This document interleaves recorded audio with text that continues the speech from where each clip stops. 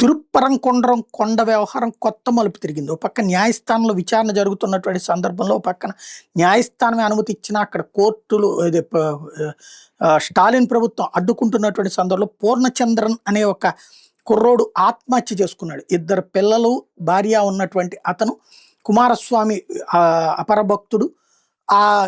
ఏదైతే ఓ పక్కన కోర్టే ఆదేశాలు ఇచ్చాక ఆ దీపం వెలిగించేటప్పుడు తను కూడా వెళ్ళాలనుకున్నాడు. ఆ దీపం వెలగనీయకుండా అడ్డుపడుతున్నటువంటి ప్రభుత్వ వైఖరితో విసుగు చెంది ఒక వీడియో పోస్ట్ చేసి ఇట్లాగే ఇది దారుణం, అన్యాయం చేస్తున్నారు అన్నటువంటి చేసి ఆ పైన పెట్రోల్ పోసుకుని ఆత్మహత్యకి పాల్పడితే ఆసుపత్రికి తీసుకెళ్తే చనిపోయాడు. ఇప్పుడు ఇది కాస్త సంచలనం సృష్టిస్తోంది.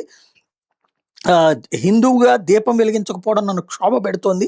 అందుకే దేవుడు లేడని చెప్పి పెరియార్ విగ్రహం ముందే ఆత్మహత్య చేసుకుంటున్నా. వచ్చే ఏడాదైనా దీపం వెలిగించండి అంటూ ఏదైతే దీపం వెలిగించాలి మద్రాసు హైకోర్టు మదురై ధర్మాసనం ఆదేశాలు ఇచ్చిన ఎందుకు అమలు చేయడం లేదంటూ ఆత్మహత్యకి ప్రయత్నించి ప్రాణాలు కోల్పోయాడు ఇప్పుడు అతను.